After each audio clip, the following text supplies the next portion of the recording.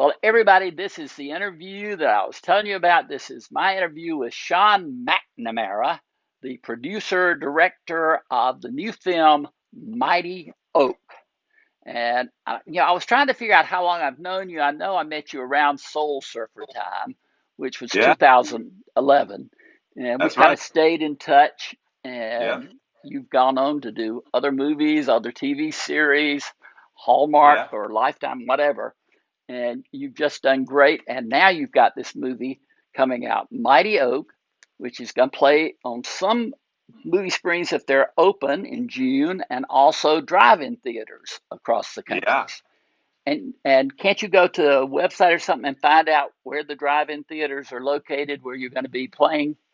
Sure. I mean, you can go to www.mightyoakthemovie.com and it points out where the drive-in theaters are going to be. And hopefully, if a lot of people go to see it as it starts out, it'll grow from there. That's at least the hope. Like a Mighty Oak. Like a mighty oak, Yeah. exactly. You know, this movie, I've seen it, and it reminded me of the same flavor, of Soul Surfer.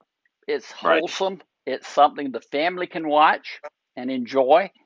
And I was when I was watching it, uh, it's a story about, I don't know, a 10-year old Yeah. prodigy almost. He can play the guitar, he can sing, he can do all things. And he is played by a young actor by the name of Is it Reagan? It's Tommy Reagan, and I got to Yeah. say, when I met this young man, he was just so talented. He hadn't acted in a movie yet, but he brought his guitar to my office in Manhattan Beach, and he pulled it out and just started playing songs from like the '70s and '80s that I could relate to. And I have a guitar at my office too, and I pulled it out, and he was just jamming, and his talent was far beyond mine. I was like, oh my gosh, this guy's like 10 years old, and he's extraordinary. So he had this just amazing prodigy level talent of playing the guitar. He could play rock and roll, blues, jazz, everything.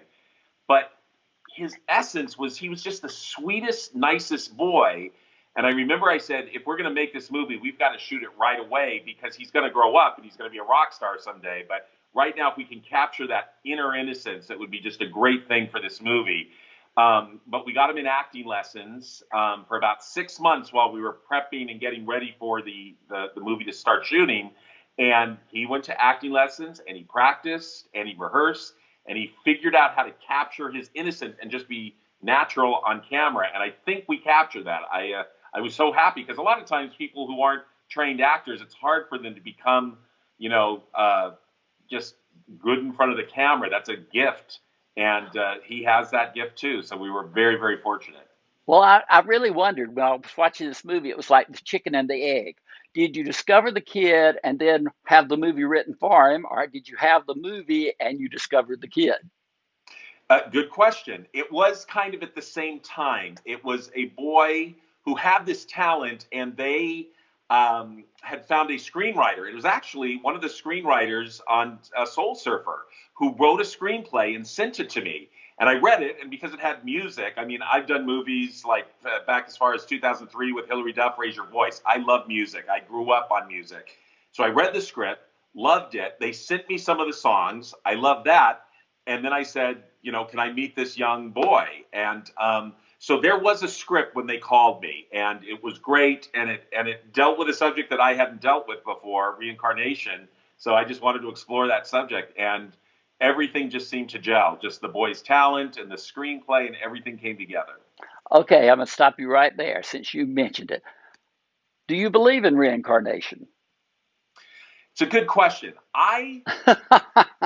It's funny. No. I grew up a Catholic, so I know, like, technically you're not supposed to, but this is a true story, and it's in the movie. When my dad passed away in 2008, my second son was born. I want to say like 20 days later, and my dad had a thing of like pointing with his middle fingers. He pointed a map or he pointed something, and it was his middle finger, and he'd always like be pointing down at something for me to see. And so when my little guy reached like 4 or 5, he started pointing with his middle finger, and it was like, whoa. And Whoa. he had a cadence like my dad. They had never met, nothing. And it was just that strange sort of, weird occurrence. And when my mom had passed away, and she died of Alzheimer's, and she was in a lot of pain, and she died at the hospital. And then I went to the house I grew up with my sisters, and I fell asleep on the couch. And at 3 a.m, it felt like somebody took two big Sparkletts bottles filled with water, those 5-gallon jugs, and Yeah. poured it into my body. And it was like it ran around my body like happy. And I just sat straight up, and I was like, wow.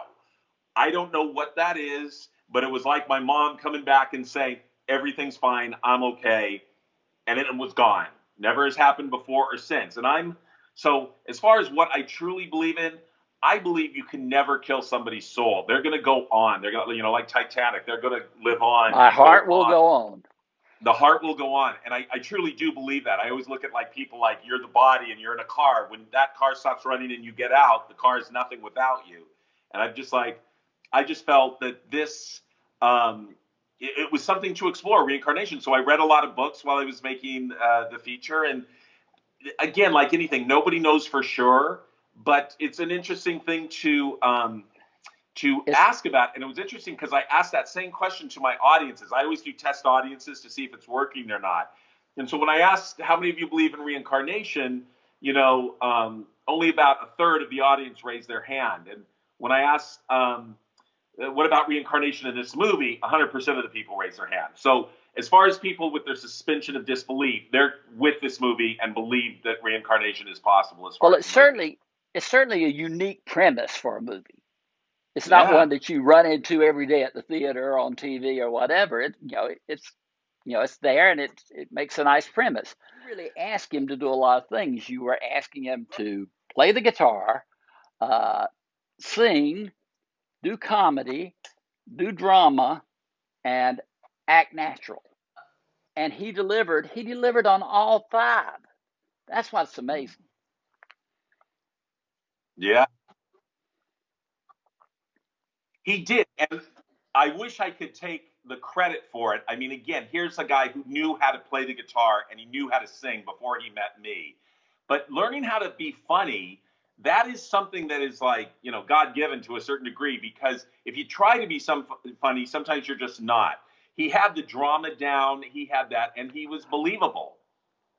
All that, with his mother. Oh, yeah. And, it always amazes me the way that chemistry develops. But Alexa Penavega and him in a mother-son relationship was so strong. It's amazing. Alexa Penavega, she was the girl from the Spy Kids movies when she was a young woman. Right. And she did a movie for me a couple of years ago called Spare Parts. And she was just so lovely in that. In fact, in most of the actors on this film, I just picked up the phone and called them and said, would you come and play with us on this movie? But she, I think, had just had her first baby at that point, Ocean. She and Carlos. Yeah, she and Carlos Penavega, who I had met on Spare Parts.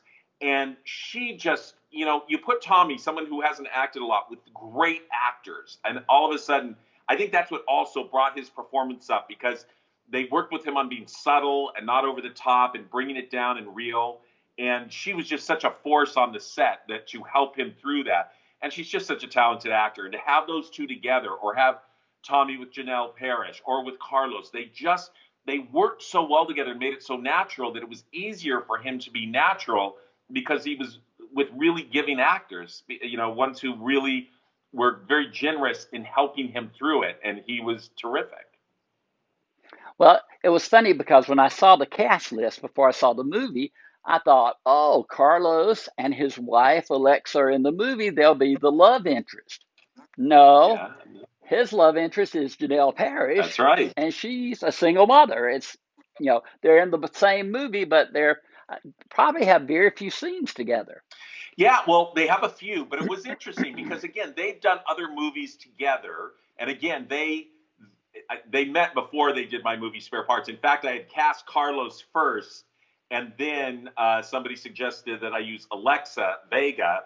And I said, oh, you should meet this woman. She's going to be your girlfriend in the movie. And he goes, you don't know it? I go, no, what? And he goes, we're engaged. So I didn't even know that. But at any rate. So much for research. Exactly. It was at the beginning of their engagement. I should have known that, though. But they're just such a lovely couple. They're just such great salt of the earth people. And so, at any rate, they when the parts came up, it was, I just love the way Alexa acts, and Valerie is a great character in this movie who's struggled. And at first, you think she's a drug addict, and then you later discover that she had lupus and she was getting drugs and what she could afford, and she just got worse and worse and worse, and she was trying to take care of herself, and it was just a great part. And because I had originally sent the script to Carlos, and he goes, hey, I think this part of Valerie would be fantastic for my wife. And I was like, oh my gosh, would she do it? It's not like a big part, but she did it, and the rest is history. They flew over. They live in Hawaii, and they flew over and came and joined us in San Diego where we shot the movie. Well, also Janel Parrish is I don't know that I had seen her before, but then I was talking, to my subscribers and everything on YouTube, and it was like, oh, she's a big star. She's a big deal. Yeah. You know. Janel Now, Parrish, what's her background? she goes back again, someone I worked for about 12 years ago, 13 years ago. I made a movie called Brats, and she was one of the stars. And she had this. What's interesting there, she has an incredible voice and can play the piano. She is very musical, and yet she plays a part where she doesn't actually sing or play music in the I was movie. going to say I didn't recall any No. music from her. So it's kind of fun that she did that, and she just loved the part and inhabited it. And it's funny, one thing that we found in common is that we had her have blue hair in Bratz 13 years ago, so she dyed her hair blue for Mighty Oak in this one also. So it's just a funny thing. But again, extremely talented, warm, great actress, and she's on those shows, Pretty Little Liars, and that's what I say. People say she's a big deal. yeah, So she is a real big deal, and just such a talented and gifted actress. And I got to say, on the set, there's no like star power or anything. She comes on like, the girl next door you grew up with. She's just fantastic. Lovingly took, Tommy into her arms to help bring him through this. And she's just the best actress I could ever expect to work with. okay, a question just ran through my mind, but the grandparents. Yes. Who was the guy who played the grandfather? Bill. Oh gosh, I'm spacing on his last name. I'm gonna have to look it up. Okay. The only reason he looked familiar, yeah, he's been in I didn't know. movies and on television before. Yeah. If you give me a second, I can look it up because I normally I'm sorry, use my phone. I threw that at you, but he just, I don't know. When I was watching the movie, I thought maybe he's somebody that I knew when he was younger who's gotten older. Yeah. But again, every person in this cast is like handpicked, Yes. and then the force of the army of love together. They all interact. Everybody has their role. I love the woman, the black guitar player. Is her name Nana Gana? I think it's Nana Ghana. At least, yeah, it's Nana Oh, Ghana. Nana Gana. Oh my gosh, she's terrific, and she's amazing, and just such a great soul. And again, a lot of these people never played musical instruments before, so we kind of had to teach them how to look accurate in how they played. And she picked it up. And again, just an amazing actress and brought so much to the role. She was extraordinary. Well, too, Sean, there's just this little running joke, only a couple of scenes of her as the waitress. How did that come about? It was like you have a little jokey session with her working as a waitress with the girl who wants the avocado toast or whatever Yeah, it the is. avocado toast girl, we call her. Yeah. And it was just a little interlude that was funny. Yeah, well, but it was also to show that after the event that happened that changed all these people's lives, they'd gone back to this life of being a waiter and a waitress or running a record store, and that their passion and their dream of being a successful rock band had gone away. And so that's what we were trying to show, the mundane world that they lived in, and so why they wanted to get back together and how they wanted to get back and form Army of Love again. And again, what a talented actor. I think you're going to see a lot of her in the future. Well, I was doing a little bit of research for this, and I read somewhere that at the end of the movie, Oak Scoggins is with a group of people his own age, Yes. more just one thing. and that they were School of Rock kids. Yes. So Now, Tommy how did that come about? Tommy had been in the Broadway national tour of School of Rock as the understudy for the lead kid. So he was one of the dancers and singers in the cast, but he was the understudy. And it didn't. I think he did the lead a couple of runs when the lead got sick or something. So he had made friends on the road. They were literally on the road at a year at a time, long chunks of time, and he made friends with these super talented people who could play musical instruments. So again, these were handpicked people. Tommy and his dad called up these people and said, "Would you fly to LA? We need you for a day, 2 days maybe." And they came and helped him out, and it was just fantastic to see them just rock out like that. And that was kind of my whole idea, is that the right place for him was to start again with his own group and his own age, but a new family was born. Well, I love that story because the understudy has now become the star Yeah, of his own movie. absolutely. You never know in showbiz which way it's going to go. That's a great story. Yeah, But I get the impression talking to you, and I've felt this over the years, you have a tendency to keep connections yes. and utilize people that you've worked with before, and that's a great thing. Well, It speaks well for you, and it speaks well for them. well, I got to say, when you work in the movie business, you find yourself on set a lot. And our normal day is 12 hours plus an hour for lunch, so 13 hours, and that's just minimum. So you form bonds with people. For example, Taylor Laszlo is Raven Simone. Raven Simone plays the San Diego Reader reporter. Absolutely. So I worked with her and hired her back in like 2001 to do That So Raven. And she had come from the Cosby Show. She's one of the most immense talents I've ever worked with. She's just the real deal everywhere. So I worked with her, and she was in the middle of shooting her new show, Raven's Home. We put her in a car, drove her down from Los Angeles to San Diego where we're shooting. We'd shoot and do the whole thing, and then have to get her back in the car so she could go back and shoot Raven's Home.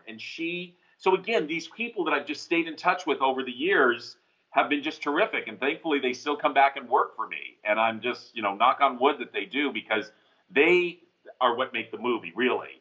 And I just get the benefit of pointing the camera at them and watch their talent go. But that's amazing. And then the other one, Levi Dillon, who plays Vaughn, the brother.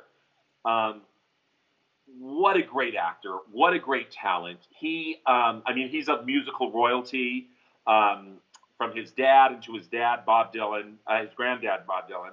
And he is just an extraordinary talent. Oh my gosh, when you said that, just dawned on me. Yeah, it's Oh amazing. my, So when you watch him sing and he's Bob playing, you Dylan's go, "Oh my God, grandson I is the see the first connection." singer.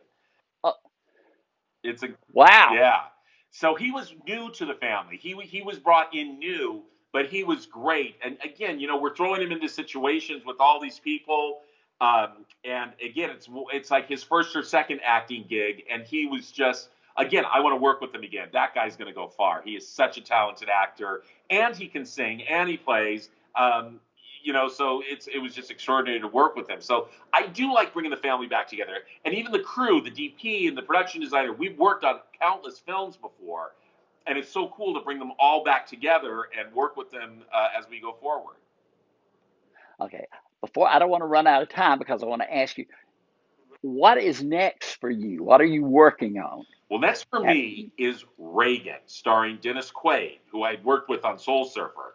And I am so excited. We were actually supposed to be shooting this right now, starting in May, and COVID kind of put the plans to a standby. So we've rescheduled the start of principal photography for September 2nd. And as long as it's safe to go back to work, we'll go back to work at that point. But honestly, we don't know at this point. But that's next for me, and it's a biopic that takes young Reagan when he was called Dutch in Illinois, and takes him all the way through coming to Hollywood, being the president of the Screen Actors Guild, takes him through going into being governor. And there's this great scene where he doesn't believe he can be governor, and so he goes, "I'm just going to go up on the door and go, knock and start going." And the woman opens the door, and she goes, she recognized him, and she goes, oh, don't tell me. Just give me a clue. And he goes, well, it's RR in my name. And he goes, honey, we have Roy Rogers on the front porch. So it seems like that. But is this going to be a mini series or No, a 2 hour like movie? a 2.5 hour feature film, and it takes him there, and then he goes to Hollywood, and there's the like what's going on now, the riots in front of Warner Brothers. Then he becomes governor, he becomes the president, tear down that wall, Mr. Gorbachev, and then we're actually going to shoot at the Reagan Ranch, the final scenes at the ranch where he got Alzheimer's and was with Nancy, and then finally passes. So it's the full. This is going to be a huge film for you, Yeah, this Sean. is. I'm really excited about it. I am so pleased for you. Thank you. That is great. Now, maybe you don't know, but who's going to be Nancy? The offers are out right now. I can't tell you who it's out to right now, but I will let you know the second it does come up, because I'd love to be letting you know as we're filming the movie. But the offer is out right now, and we're waiting to hear. Hey, we'll get back again and do this again. Let's do it when that comes out. But real quickly, because we've gone on, but this has been fantastic. Where can people see Mighty Oak? All right, so Mighty Oak is starting out in drive-in theaters. It's across America, and we're having our premiere next week, or this Friday, in San Diego. But if they go on the website, www.mightyoakthemovie.com, we have a list of all the theaters that it's playing in, starting on Friday, June 5th, 2020. Fantastic. And as I get ready to say goodbye, I'm doing all my research. You've got 3 first names. Sean Michael Paul or something like that? Sean Patrick Michael McNamara. Sean Patrick is my middle name, and my confirmation name is Michael. Well, I saw that and I thought, he's got 3 first names. Yeah. Look, you've been great to take this time with us and spend it with us. I appreciate it so much. I wish you nothing but great success, mighty success with Mighty Oak. That's nice of you. I appreciate it. Again, I will tell you that I'm going to be putting my review on Rotten Tomatoes, and it will be fresh. All right. Thank you. All right. I appreciate it. All right. Thanks so much, Sean. Thank you. Bye-bye. Take care.